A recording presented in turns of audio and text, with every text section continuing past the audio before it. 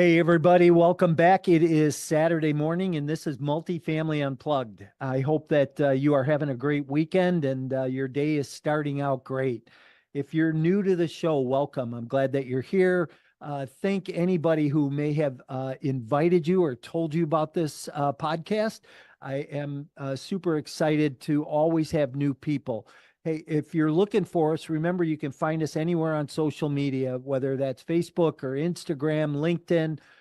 Follow us. We're always bringing out relevant new content for you to learn from, to grow with. This is all about multifamily and what's in the multifamily space. Today, we'll have a little different twist. We're going to talk about hotels. And my guest today is going to be Jen Maldonado from Austin, Texas. So I'm real excited about bringing her in. But one thing I want to ask you first is, what are you intentional about today? What are you really focused on that you need to work on or get done, whether that be personal or whether that be professional? However that is, and I always say that we don't grow professionally unless we're growing personally. So what are you doing for yourself to work on you to maybe grow a little bit more? Maybe it's education, maybe it's just some downtime for yourself. Maybe it's really just some quiet time thinking about your business and what you need to do to push the ball forward. But I want to remind you just to think about your intentions and to take the action moving forward into those. So let's get started here this morning. I'm excited about our guest. I'm going to bring Jen in. As I said, she's from Austin, Texas. Her newest fund is Invest in Her Spark. So I'm real excited to find out what that's all about. Hey, Jen, how you doing? I'm doing great. Hi, Mike. Good to see you again. It's been a while. Yes, it's been a while, a couple of almost a year. Yeah, for sure. And I know we've tried to get together a couple of times here, and I had an issue, you had an issue, and so at least we got to get together. So, hey, I always like to know what's the weather like in Austin today? Right now it is like 90 degrees, but for me, that's amazing. For other people, that's too hot. I'm an islander, so I love the weather. Yeah. Boy, being in October and being hot still, it's pretty interesting. So, hey, Yes. so as I always start these shows, I always ask one question, and I keep saying I'm going to write a book on this one of these days, of everybody's answer and what they say. But in one word, what best describes you personally and professionally? Leadership. Okay, leadership. Yeah. I think that's awesome. Um, Yes. what makes you come up with leadership? How did that develop for you? I have to think for a second on my journey and how I got to that word. I will say that being raised in a blue collar family where my parents were always servicing, right? My dad was a police officer, my mom was a nurse. It was about helping other people and helping other people succeed. I think that I got that as an inheritance from them, where you learn how to be a servant leader, guide people, help people grow in many aspects. And I will say through my entire journey, not only as engineer, but when I retired from engineering, I went into creating communities where we foster future women generations or generations of future women entrepreneurs and business owners. And I always believe in growing other people. And when you do so, you have to become a better leader, grow as a human being, grows as a person, learn more technical stuff, because that's the only way you can really help other people succeed. And by helping other people, you also get what you want. So I will say that my life, how I was raised, the actions I have taken have lead me to become a better leader in the different industries I was part on. That's pretty awesome. I love that. I love the old Zig Ziglar quote, right? If you help enough people get what they want, you'll ultimately get what you want. Really a great model to live by, and it sounds like your environment, you grew up, kind of learning that along the way. So it almost sounds like your parents developed you as a leader.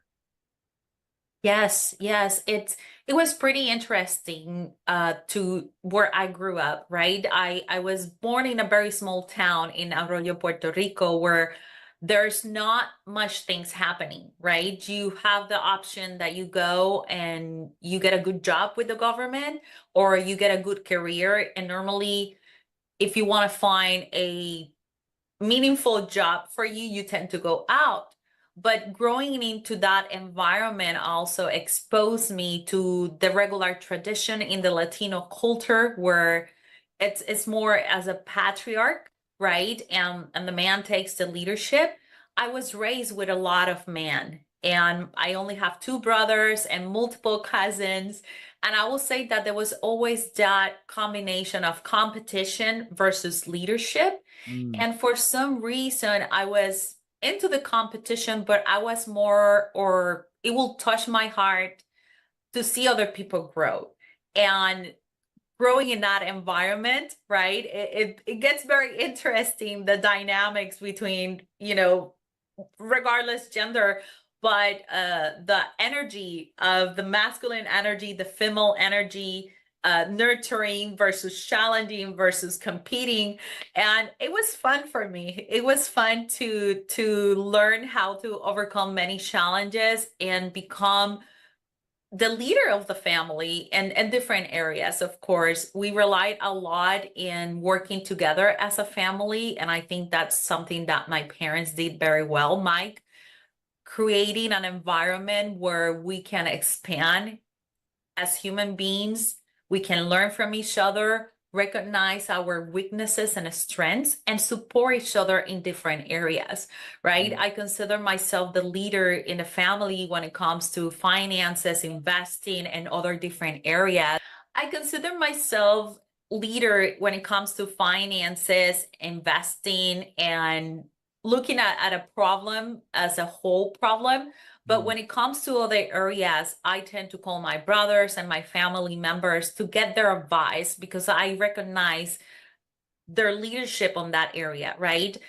In order for you to become a really good leader, you have to learn how to be a leader and how to be a follower. And I think that a lot of people misunderstand how is that dynamic, but I would contribute that that's something that my parents did very well when it comes to an ecosystem, right? On how to become a really good leader and servant leader, not just a regular leader, but how do you become that person that serve people? Yeah, interesting.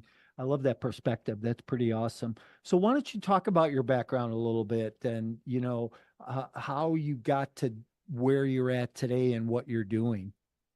Yeah, sure. I love to share a story about how I become a syndicator and manage millions of dollars in commercial properties, over 200 million as per today. Mm, good for I you. Yes, it's really fun. I love to do this, but I think it started with a game, right? And many people don't realize that sometimes we play games, and sometimes when we can realize that that game can become our reality, it can lead us to put more focus and do what we do. I remember playing with my brothers and my dad the Monopoly game, and I think that most people has played that game. And it was pretty interesting because as we were playing in Monopoly, my dad was the person always giving the money. So he was the bank.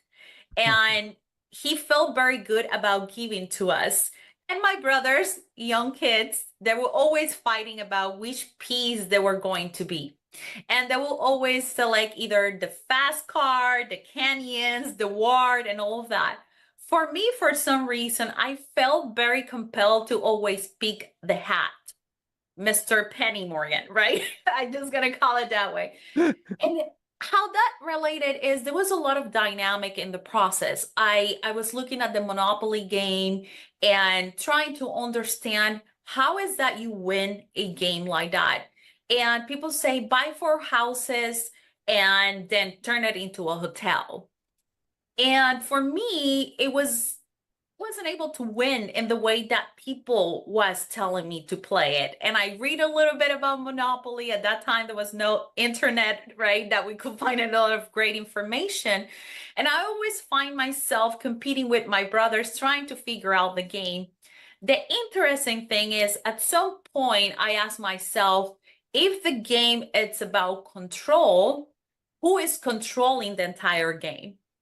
And what I find out is that I needed to figure out how to deal with the finances at the right time to be able to beat my brothers.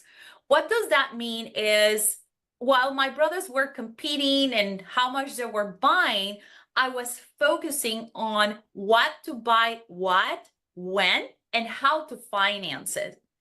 And what I learned in the process is that as my brothers were getting closer to the areas I have properties, I had the chance to increase the value on that specific area.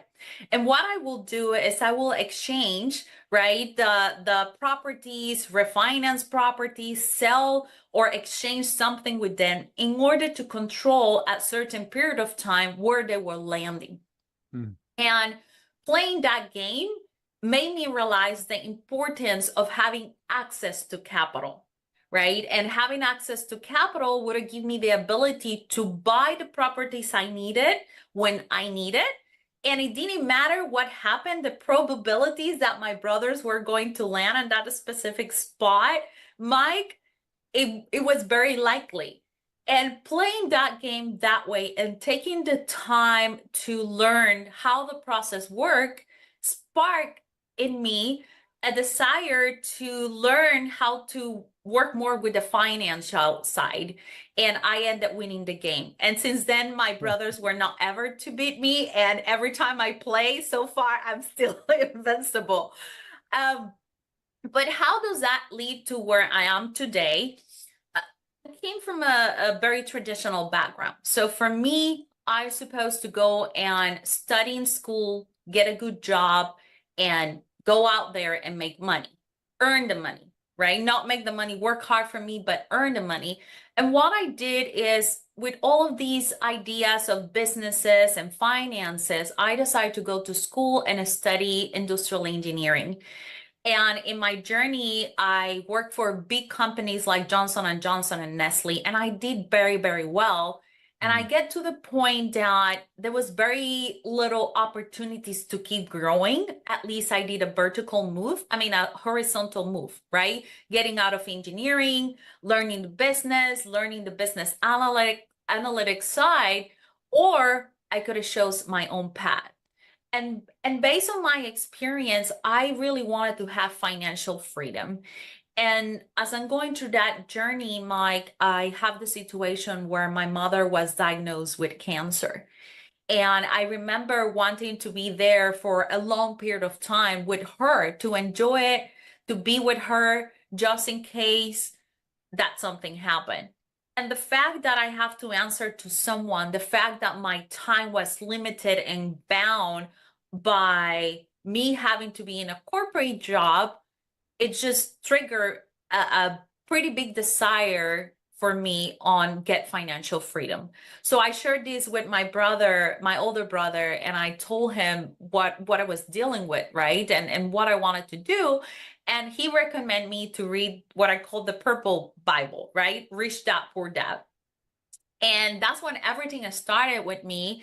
And I got that Purple Bible and I read it. And in a matter of a week, Mike, I hire a coach with Rich Dad Poor Dad because I knew that I needed help. I knew I didn't know anything about real estate, and I knew that this was my path to, or my journey to achieve financial freedom.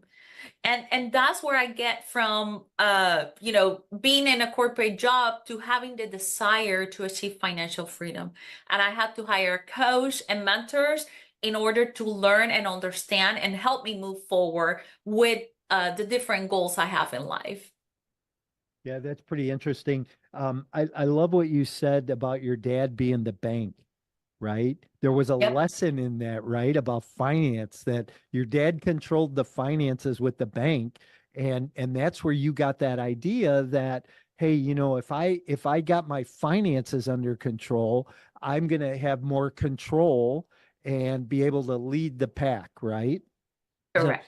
funny story. So, and I always tell this story when I talk, but I say, I didn't come from a family of entrepreneurs or real estate professionals, didn't know anything about it. But I remember at 8 years old, sitting on the side of a swimming pool.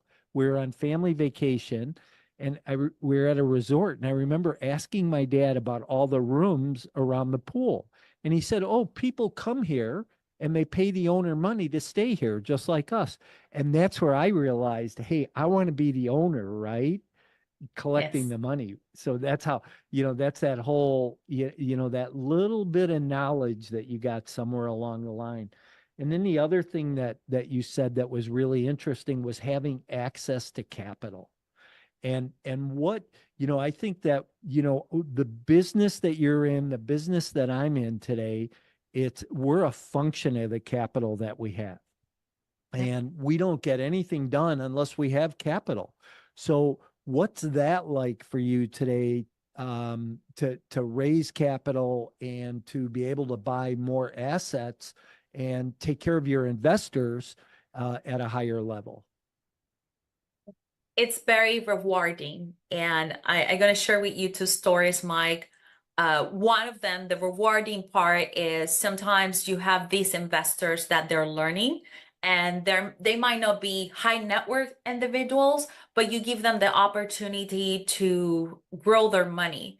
And at the end of every project, sometimes those investors call me and I have these lady that she say, Jennifer, thank you. Thank you for allowing me to Mm, trust in someone again, right? yeah. With my money, with my heart and money. And this is a more mature lady that she just have this money sitting. She want to retire, but she didn't know how to grow her money. And putting the money in the regular stock bonds doesn't make it for her because it was a little bit late to grow the amount of money she needed to retire. And to create opportunities for women like her, it just fulfilled my heart. And Mm, that's how it feels for me. It becomes very meaningful to have that ability and that opportunity and create this opportunity for them. And the second thing too for me is the journey on how I become a capital raiser for my own projects and business partners, right? I when I was playing Monopoly to my dad, I make a comment like I wanted to buy hotels, like Donald Trump will do. Nothing about politics, don't care about politics. And he started laughing and he told me, you will need a lot of money for that. And I will say that for many years, I have on my brain, I have to save money. And I will have to say this, I didn't have everything together to save the amount of money I needed, right? I was living on my own in California and Los Angeles, which is very expensive. It gives very little room for you to save money. And I remember those words from my dad, and I'm like, maybe I can never do this real estate thing because I don't have money. And as I'm going through that journey, there was two events that happened, two deals that changed my story. And the first one is as I was trying to move to a new home, I didn't have enough money for the down payment of a home, regular single family home. So one of the first things I did, and it was my first deal, I took the money from my 401k and I deposited in my property because it was a duplex. So I was living in one side and renting in the other one. But after that point, I run out of money and I have the brilliant idea to retire from engineering with very little cushion of money saved, which would create a pretty challenging moment for me because either you make it or you break it. And through the process, I went to different real estate events. I didn't stop. I'm like, I need to make this happen. I don't have an option. I don't want to go back to the life I had. And if I do go back, I know I'm going to do it to come back. And that was my two options. There was no other option. And what happened through that process, I heard the word other people's money. mm, And I wanted to learn what does that meant. And I was at the point that I invested in a few projects and I lost money. And those rehab projects, right? Because I was learning, I make a lot of mistakes. I invested and trusted in other people that they didn't have everything together. And when I call it everything, they didn't know what they were doing. And for me, those were very valuable, expensive lessons that put me at that margin. But what happened is I knew what I was doing. I just wasn't experienced as them, but I learned from them. And that was my first biggest lesson. And then I found these other projects and I started learning on construction. And one of the investors, active investors, told me, Jen, yes, we still have to raise $2 million for this project. This was to development in the Newport Beach area. And I'm like, I want to learn construction. I want to learn how they do these things and I want to be involved. So he told me, well, the only way, you can get involved, it's by doing actions in the project, going in and dealing with the construction. And also you can bring some people, raise capital, and we can pay you some money for that and you can be a partner. And then when I heard that, I remember taking 1 week, Mike, and sitting with the SEC freaking book, reading on how to do capital raise. And I learned a lot about the rules. And I went ahead and I make a few calls to my past I will say, like, we were in college together, right? Engineers, doctors, and lawyers. And I give them a call and I talk to them about the deal. I brought my partners and they presented the deal. And what I find out is that raising capital was another business, an entire business that you could Right. be part of it. And as I was learning construction, I also raised $1.2 million for this project specifically. What I did not know is that I had the skills to do it working with my partners. And here's what happened. He was so amazed that I was able to do that in matter of 30 days since I never raised capital. And not only that, the fact that there was an entire sales team that were trying to raise the capital for over 6 months, and they barely raised, like, I think it was like almost $1 million. And I just came in a matter of a week to the 30 days from the moment of raising the capital to the moment I closed, I did $1.2 million.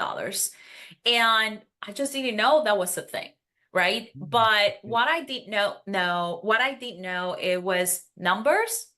It was a project that makes sense. It was economy that was telling me that that was the right project at the right time. And it was becoming the bank and working with these experienced people that will allow me to get into the real estate business in a very powerful way. Yeah, OPM, other people's money, is really, really powerful, right? Because, Yeah. so many people think, oh, I can't get in real estate because I don't have the money, or I'm going to run out of money, right? When, I went to a seminar, my first real estate seminar ever was Robert Allen, and Yep. Robert Allen teaches, OPM, but, it was always like, use other people's money to buy a deal, or use your tenant's money to pay down your mortgage, right? So always an interesting strategy. And I think people need to grab a hold of that, because people want to be in the business that we're in. And the best way to get in is to be able to build that. And I love what you said about raising capital being a whole nother business, because I believe that too, right? It's a whole nother sector of the business that everybody who's in this business needs to get good at. So, um, Yes. Yeah. I don't know if you know this, but Robert G. Allen was my mentor. oh, was he really? Yes, yes, dear Wow. Bob. Oh, that's so cool. Uh, Yes, that's when I actually started raising capital. And he wasn't my mentor for real estate. He was my mentor to start preparing to write a book. But in the process, he talks about other people's money. And I learned and took so many notes from him on that perspective. And he showed me the value and the power and responsibility that it comes when you're raising capital. And I yeah, was fascinated. At that moment, I fall in love with what we do, right? Raising yeah. capital for real estate projects. So that's pretty much your job function then, is to raise capital. No. Oh, I okay. do raise capital. I do raise capital. It's just for me, that's the fun part. A lot of people say, you're crazy. I love raising capital. I love bringing investors to the table. But my main job is actually use my statistical engineer skills. So my main job is to identify certain opportunities in different markets. I Got it. go and I look at what's happening in the United States, right? And that's where I stay in the US. I don't do international yet, but I invest in the US and I go and I look at the markets where there is a specific macroeconomy and microeconomy being met. I have these specific criteria I put together. And once that happens in a macro level, I go to the micro level and I identify the different sub markets in every area and I figure out what kind of asset will work on that specific area. That's my So, main job as a leader, like to got it. identify those trends. So what are the top two markets that you like today? Moving forward through 24 into 25. Are you ready to skyrocket your investment portfolio and leave a legacy? Are you tired of inconsistent returns received in the stock market? Then it's time you take a look at alternative investment options like a passive investment in multifamily real estate. No tenants, trash, or toilets. Just a solid return on an annual investment, including quarterly returns along the way. These lower risk and secure assets are also a great hedge against inflation. If you want to hear more about these types of opportunities, email me directly to schedule a 15-minute consultation to see if you qualify. You can email me at mike@mycoreintentions.com. Yes, I still love Phoenix, Arizona. I just changed the type of asset I do in Phoenix, Arizona, and the metro area is what I call. There's still a lot of movement there. There's still a lot of jobs. I know from the multifamily perspective, the market was very challenging right now, especially with too much demand, the prices and rents not getting there. But Right. that's where I do my extended stay hotel model, specifically economic. It's a very unique niche on that area. I still love Austin. When I moved in 2021 from Los Angeles to Austin, I figured out that it was still a great market, but there was too many years the market growing crazy due to the movement, and it created a false inflation on it because it just was like growing, but there was not a normal behavior that it was expected. On 2022, I start seeing a little bit of more what they call normalization, right? When we can really take that data and implement it in Austin, people still move to here based and for many reasons, right? From tax advantages, from the growth and health of the economy in Texas. So Texas is still a pretty strong market. You just need to figure out where and what type of asset. I know Vegas is another one. I haven't invested in Vegas. I look at it, but I think it's at this moment it's not the right fit for me, but there's a lot of opportunities. Same as North Carolina, same as South Carolina. So I would say the Carolinas, it's still a good market to look at it. And again, it depends on the asset and it depends the area where you are investing. But for me, it's always been now, and this not always, but it's been Texas so far and Phoenix, Arizona. I do invest in LA with a specific projects, very unique, that have a completely different business model. But besides that, I mean, there's always opportunities everywhere, Mike. You just have to look with different perspective to see where the opportunity is. It takes a Yeah, second level of thinking. 100%. So your major focus is in the hotel space, right? And do you develop new hotels or do you buy existing and redevelop them? Yes. I do buy existing hotels. At this moment, developing a new hotel for the economics and the state air sector is not the best strategy. I know that the bigger names tend to go and buy land and do an entire ecosystem around the hotel that make it profitable enough for them to consider that. I do at this moment, I am focused on extended stay hotels based on what I see in the economy. I still focus in 1 to 4 units, residential multifamily. I stepped back in 2018, 2017 from the big commercial multifamily because it went too out of control, right? I didn't see a lot of sustainability. I don't say that there's no deals out there, don't get me wrong, right? There's still great deals out there that Yeah. people can invest on.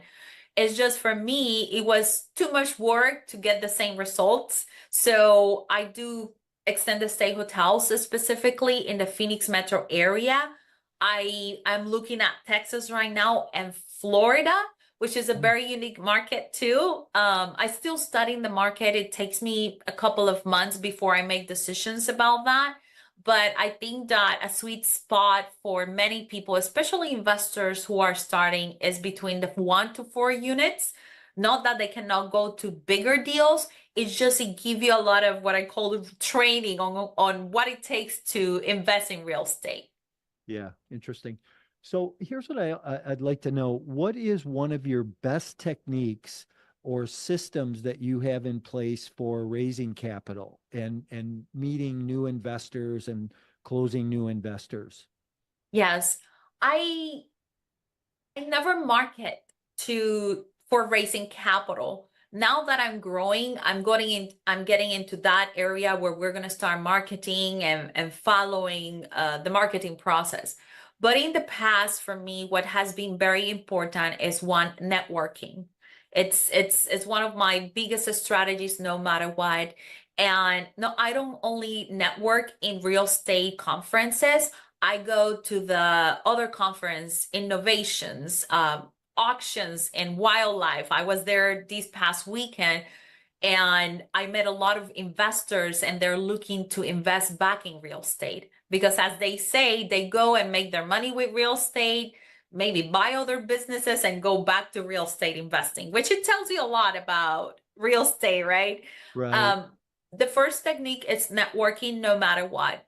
And I network very differently. I get introduced to people by the leader because I like to network with the leaders, understand what is that they're doing. Second technique I use, I never make it about me, Mike. And this is why it's so easy for me to connect with people because I don't want to get an investor for getting an investor. I want to work with an investors because they have a need and I want to identify that need because either with me or someone else, they can be helped, right? Is that mentality of servant leader. And I think that a lot of people go out there trying to sell their deals without understanding what an investor need or want and why they want it. And this is when they really get disconnected right away. So my first strategy is networking and ensure that when I'm networking, I understand what this specific person needs. And based on that, I do that different steps, right, to engage in a relationship with these investors. Most of my funds have been made around friends and family, where I just start helping someone in X or Y, different than real estate.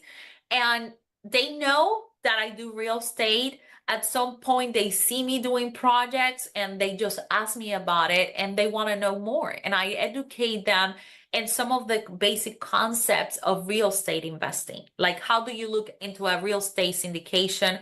How do you look into a deal? Right? And I just add value to them. So my strategy is about them adding value, helping them achieve their goals. And when people see that, they know you care, right? So there's nothing to sell. It's just they know you do what you do.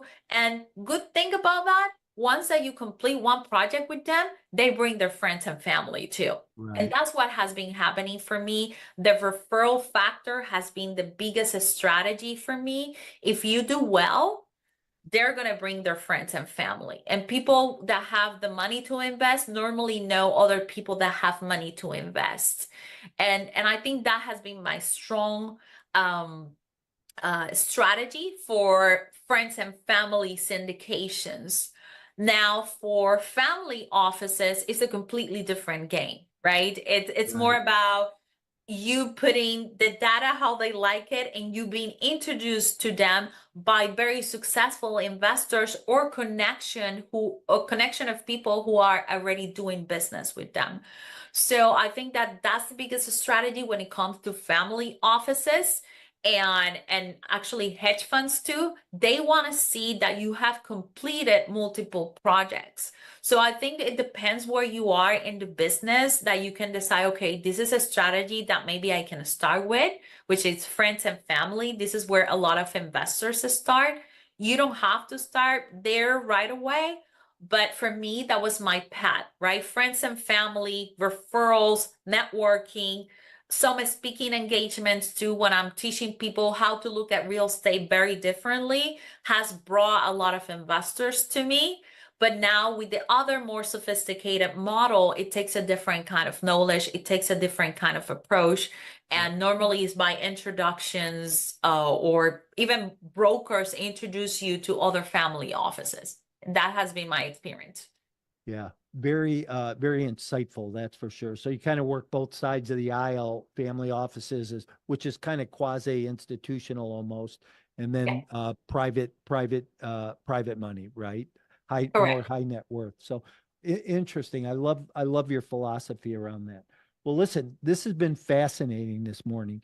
And one point I want to make that I wrote down early on as you were talking about your business and your lifestyle, really kind of is time freedom. And that's one of the things that I think that this business affords us is time freedom, the ability to travel, because we go around, we travel, we look at our assets, maybe we spend some other time there, and we get to kind of dictate our schedule. So I think that there's a lot to be said for that, whether you're a passive investor or you're an active investor actively in the business. So obviously you enjoy your time freedom. So I do. It's funny because what has developed from there, Mike, it's my friends who started as business friends became my closest friends. And sometimes I plan these trips with the girls who are investors that they have learned, that they have, grow already their path. They have become high net worth individuals in the real estate industry. They invest right. with me, I invest with them, and we have become friends in many aspects. We have the time to go and travel and do things together and look at real estate. We tend to geek out, look at opportunities while we enjoy each other companies, whether with what families, our significant others. But it has given me that freedom. And it has given me the freedom that if I want to go back to Puerto Rico and spend a month with my parents, I get to do that. I get to support them when they need me in many aspects of life, either showing myself and be with them, or when it comes to finances too. And that's something I will never regret. Even when I went through a pretty challenging journey in the real estate industry, today that has been the most rewarding thing for me. Awesome. Good for you. Well, I appreciate you being here today. Your message has definitely been powerful, and I'm sure that the listeners will gain a lot. And I always tell people, I say, hey, listen to these podcasts, but go back and listen to it again, because the second and third time through it is really where you gain some knowledge. Why don't you tell people how they get a hold of you, Jen? Yes, for sure. I mean, I do have my social media. They can easily find Invest with Jen Maldonado or Cash Her Spark. I do also have a YouTube channel that it's at Jen Maldonado, and they can just get hold of me there. I also do, we're building a website since this is the first time that we're really growing and promoting, and it's going to be investinherspark.com. Nice. Awesome. So remember that, everybody, investinherspark.com. And if you have questions for Jen, reach out to her. Jen, thanks for being here today. I hope you enjoy the rest of your weekend. Have a great day.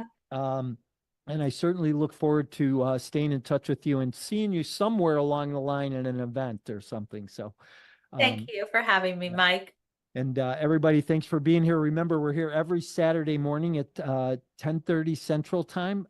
Hope that you've enjoyed this today. Follow us on social media. If you're on YouTube, smash the subscribe button and follow us, because we are always bringing out relevant content for you to learn from and grow with. Look forward to seeing you soon. If I can answer any questions, don't hesitate to reach out. Thanks and